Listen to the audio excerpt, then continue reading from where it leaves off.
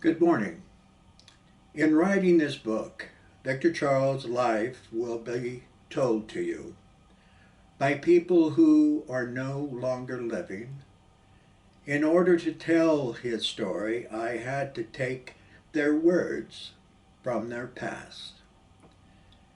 A friend of mine knew two authors who were thinking about writing a book about Victor Charles' life, but they quickly gave it up because there is no one still living to tell them the story of his life.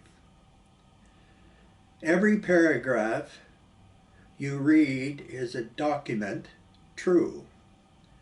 Every listed person within this book were real people who knew Victor Charles Buono when he was alive.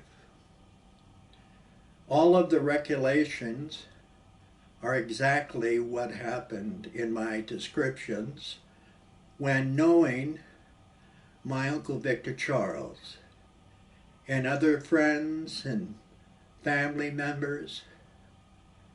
Now that I've explained this to you, I hope you will enjoy all of the true information surrounding Victor Charles' life. Here is the first setting of Victor Charles's life when he was born on February 3rd, 1938. The President of the United States was Franklin D. Roosevelt and was in his second term of office. And British Prime Minister Neville Chamberlain made an agreement with Adolf Hitler letting him to occupy Czechoslovakia for the purpose of keeping world peace. And it was only a short span of time later before World War II broke out. Actress Bette Davis had her new motion picture, It's a Love I'm After, playing on the silver screens, and actress Joan Crawford also had her new film, Mannequin, plastering her beautiful face across America that same year. Victor Charles's future mentor, Craig Noel, had acted in John Van Druten's play, The Distaff Side, at the Old Globe Theatre, a short while before Victor Charles came into the world 2 months and a day before, on December 2nd, 1937.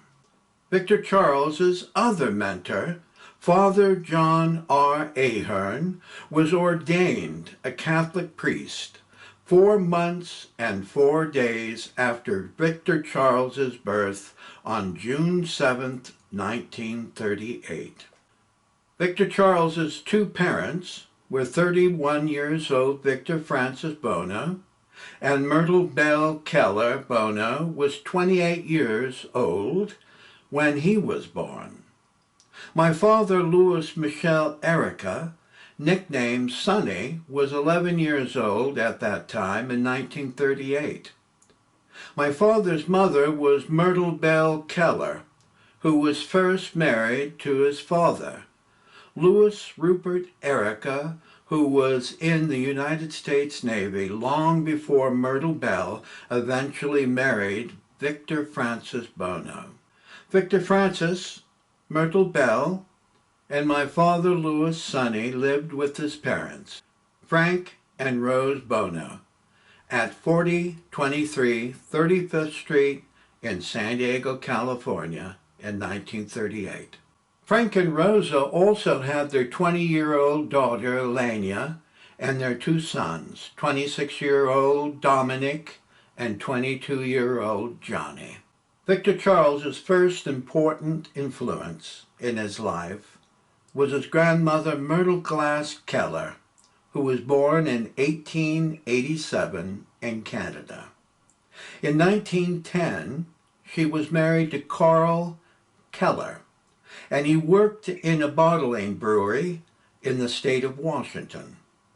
They lived at 4408 31st Avenue, and his wife Myrtle Glass and he had 3 children. Daughter Sylvia was 6 years old, son Carl Jr. was 3 years old, and the youngest daughter was Myrtle Bell at only 6 months old. When Myrtle Glass Keller was 18 years old, she was an actress in the Orpheum circuit in the state of Washington. The Orpheum circuit first opened in 1886 at the Orpheum Opera House in San Francisco. Later on, there was a vaudeville chain of theaters in many locations from Chicago to the Pacific Coast. It's a pity that we don't have any theatrical photos of her standing on an Orpheum circuit stage.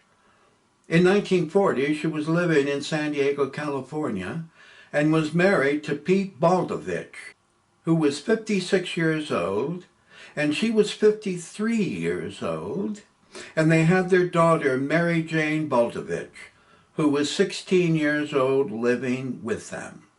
When I was growing up in the early 1950s, my two sisters, Teresa, Renee, and I always called great-grandmother Myrtle Glass Keller Baldovich Granny Grunts. I haven't a clue where the nickname came from, and until her very last days, she was always our Granny Grunts. Throughout Granny Grunt's life, she had superb diction of the English language and would recite by memory very long poems and stories to us. I'm confident that she taught Victor Charles those same important creative disciplines by forging his mind and diction to become a world-class Shakespearean actor.